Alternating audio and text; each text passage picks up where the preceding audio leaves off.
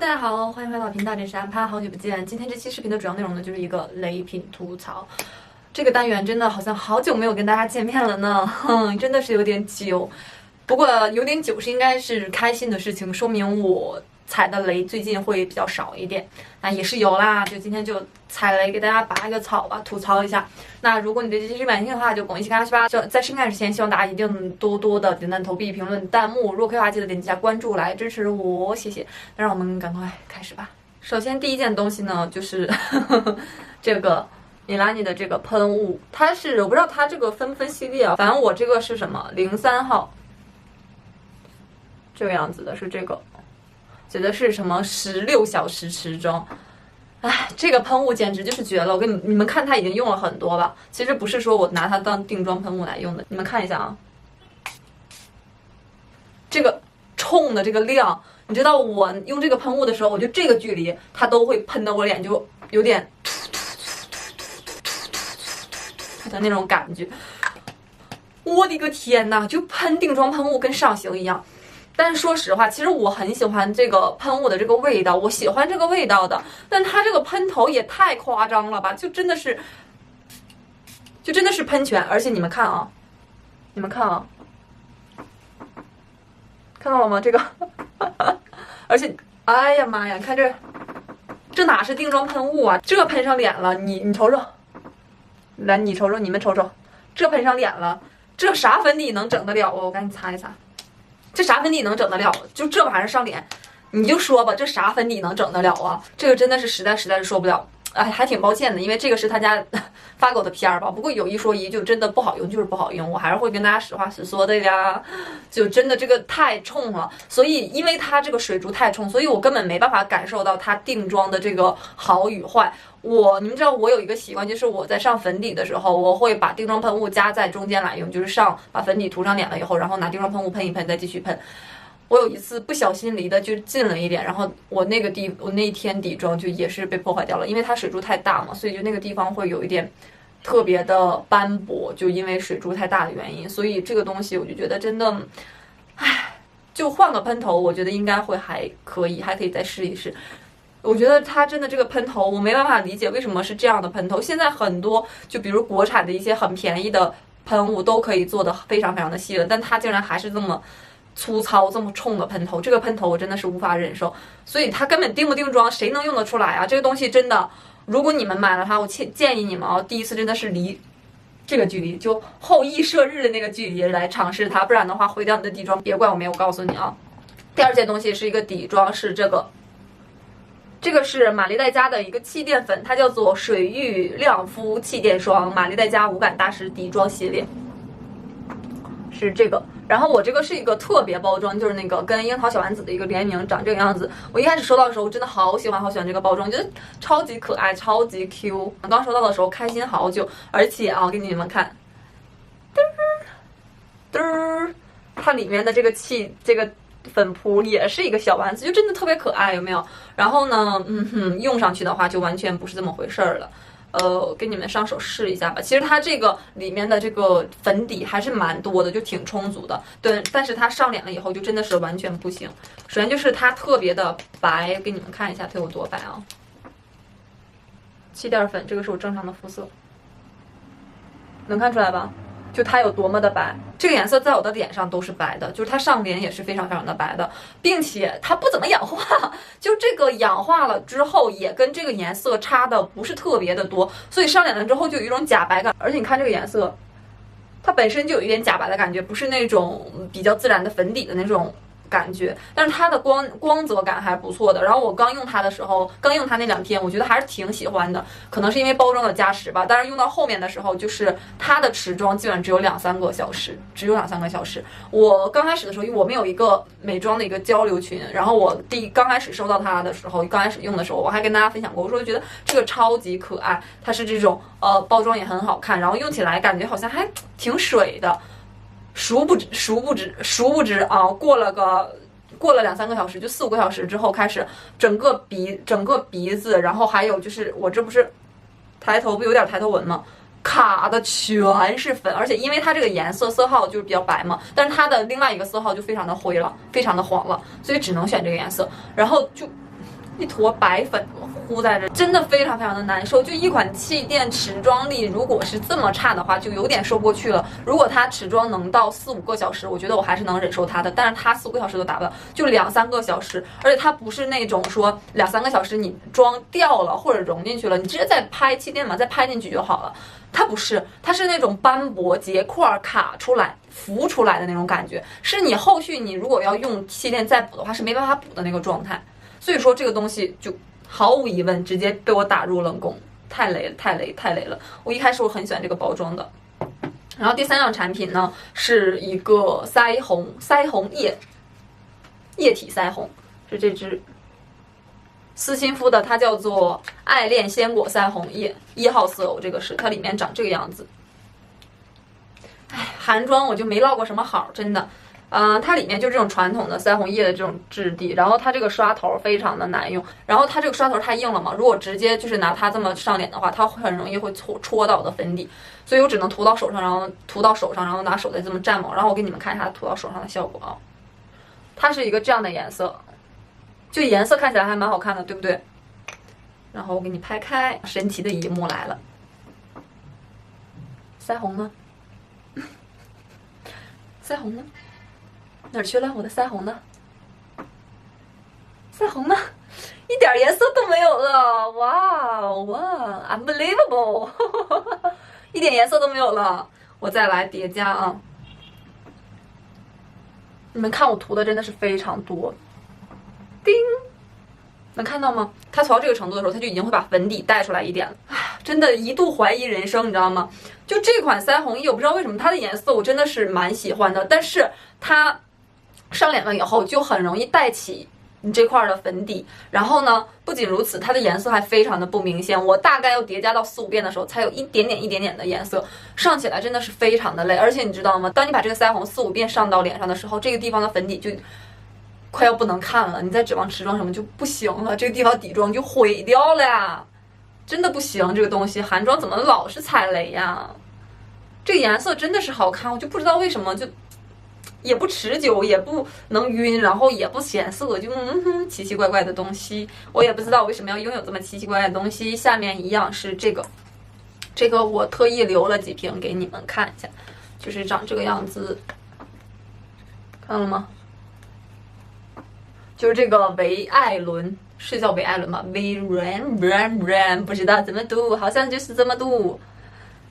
垃圾英语哈。然后这2个呢，他们俩是一个是抗糖，一个是胜肽。我还算是一个比较迷保健品的东西的吧，就其实我背地里暗戳戳经常在吃一些保健品。然后这个是我上个月，我看看什么时候啊？这个是我7月份的时候喝的这个饮料叫保健品饮料，就这个东西。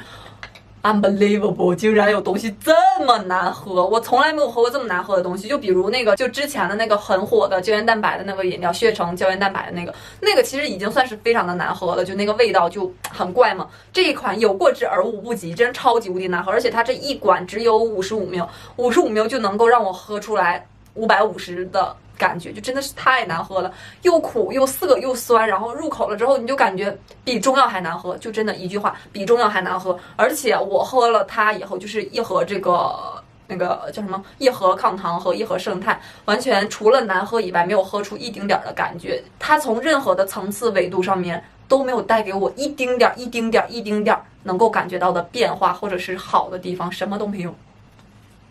然后这个东西在小红书上面非常非常的火，就拜拜。最后一件非常贵的东西，也不是非常贵了，但是就是非常贵。我觉得以它的东西，以它的价值来说，它就是非常贵。就是一个 Beats 的耳机，它长这个样子，然后它的那个耳机的头都是长这个样子的，它耳机头长这样的，然后这个地方就是那个带磁铁的，可以这样吸上去。我一开始的时候是还挺喜欢这款耳机，因为它有一个比较方便的地方，就是它可以直接挂在脖子上，在你连蓝牙的过程当中，就你这样摘下来一只，它也不会暂停播放。然后就是反正用起来还算是挺方便的，在使用感上面说。然后这个耳机第一个缺点就是听你自己的心跳声简直要爆炸，就是你听你的心跳声就是正常你根本听不到自己的心跳声嘛。然后如果你非常用力的贴在你男朋友或者女朋友的胸上，你会听到类似于这样的声音。但你知道戴这个耳机之后，你听你自己的心跳声是什么样的吗？就这个感觉，完全一丁点没有夸张。就我自己听我自己的，我要戴上，同时戴上2只的时候，然后走路走的稍微快一点，我就听我的心跳声就咚咚咚咚咚咚咚咚咚咚咚咚。哦，我的天呐，我就真的我无法理解为啥一个耳机它能整出这样的感觉来。最关键的是，你知道它是一个运动耳机啊，你知道在跑步的时候它有多夸张吗？完全你跑步的时候啥歌你也听不了了。就根本听不了歌了，听什么歌啊？歌你往后稍一稍吧。我的音乐音量开到70%，这个心跳声都会盖过我的音量声。就你跑步的时候听到心跳声，其实很难受，很难受的，就非常影响你跑步的那个状态。这是第一点。第二点就是这个耳机长这个样子的，对，你们就看一下，它正常长这个样子。这个耳机它的待机时间非常之短，它一般我用起来的话就是充满电。早上8点钟出门，大概10点钟的时候就没电了。我没有说就是一直在看电视或者听音乐这样子的，没有，中途也不是说一直在用，中途也会停下来。但是基本上它2-3个小时的话就没有电了，就需要充电。第二个缺点，它充电的时候不能用，就是它充电的时候，这个耳机是关机状态，你没办法听歌，你没办法干嘛的，就是它会直接，就是它充电的话会直接跟手机断开连接，充电不能用。3个小时就没电，完了充电不能用。你说这个东西在我出门的时候怎么用呢？或者是我坐高铁坐飞机超过3个小时，这个东西中途我要在哪里充电呢？然后充电的时候我要怎么办呢？我要再用上我的原厂线条耳机、有线耳机。我那段时间真的就是这样，就我用它那个时候，就是我出门脖子上要挂着这个耳机，然后包里面要放着原厂的那个线的那个耳机。原厂的有线的那个耳机，就是它没电了，我就要换成有线的那个耳机，然后它充满了，我才能再换上它，然后过了3-4个小时，我再把它换上，再换上它，就会感觉特别的麻烦，真的是有点麻烦，不是点了，是一大点麻烦，就太麻烦了，这个使用的话。然后而且价格真的不便宜，这个耳机是988，要1000块，对，1000块上下。然后我的天呐，等一等。wait， 他说的什么？我才看见，他这个盒子后面写的是电池长达8小时的无线播放时间。Excuse me， 你在逗我吗？8小时绝对没有啊，绝对没有。然后还有一个缺点就是这耳机坏了呢，是它的缺点吗？坏了明明是你的问题，怎么能是它的缺点呢？坏了就是它的缺点，就是它的问题，就是它的毛病。这个耳机什么事儿也没有，有一天突然好端端的坏了。连接不上了，然后等到再把它开机连接的时候，就是它开机重连接也非常费劲，它全身只有这一个按钮，就重连特别的麻烦，设置也特别麻烦。你知道那个时候就很突然，就前一天晚上它还好使的，它还好用的，第二天早上突然就不行了，就一下子就很突然的一下子就不行了，突然坏掉了。然后呢，而且他们家的售后真的是非常的垃圾，特别的恶心。它是苹果的嘛，就是苹果店里面的嘛。然后呢，去苹果店里面问的话，他是说这个耳机，就苹果店员直接说的就是这耳机就修不了，没有什么必要修了，直接不如买一个新的了。好 ，OK， 然后又去找到了他家的那个售后，在上海的售后，是一家非常小的那种屋子里面，在一个居室里面，就是彼此的一个售后。就想说我第一次见到一个品牌的电子产品的售后是这么差的，就无论是小米、华为啊，还是索尼啊，还是什么其他的电子产品的售后，我都没有见过这样的。它是一个非常小，就说难听点就是一个小作坊的样子，但是它有很多个耳机，这个耳机挂了一排。然后当时去问他的时候，那个人就说这个耳机很容易出现一个问题，就是在这个地方有个线它会折掉。然后问他，他就说没什么必要，修也修不好，弄不好，就这个东西返厂都修不好。合着就是一次性的呗，没有售后，怪不得售后那么破，就原来它就是没有售后的。然后那个人就说你添500块，我给你换一个官方机，就是可能由于其他原因坏掉的机器，然后我就给你换掉。我就想说500块钱我买个二手的东西，完我还得把这旧的给你，我是不是脑子有病啊？我花1400块钱买2个垃圾啊！我花1400块钱买2个垃圾，怎么可能啊，兄弟！这个耳机真的没有用很久，这个耳机1年，它坏的时候呢是刚刚过了保修期3天，真好，就这个保修期设置的真妙啊！保质期不是保质期去了，维修期刚过3天，立马坏掉。我的天呐，真棒！这个耳机真的，你们绝对不要去买，不管是使用感、方便上，还是说你听音乐这个音质上面，它都不好，都不值得这个价钱。就如果它不是 Beats 的，它卖200块钱，我都不会考虑。当初怎么就？请问是谁蒙了心？小江同学，这个是小江同学蒙了心，他就觉得这个耳机特好。其实一开始我也觉得说那个苹果的耳机比较的丑，就这个耳机看起来还挺好看的，当然用起来真的是非常的垃圾啊！如果你真的想买一个这种挂脖的这种耳机，我觉得你可以去看一下索尼或者什么其他的。如果你想买蓝牙耳机，有无数个选择，但一定不是它，非常的垃圾，真的千万不要买。唉 ，OK， 还行。OK， 还行，今天没有过分的失态，整个人语气、心态还算是比较平和的，可能是上了岁数了，也不是非常爱生气了。好了，那今天视频就到这里啦，希望对你们有所帮助。以上所有的观点全部仅代表我个人的真实感受，欢迎反驳，欢迎交流，但不允许杠精和骂我，你骂我一定会骂回去的哦。那最后一定不要忘了给我这支视频1键3连，关注我。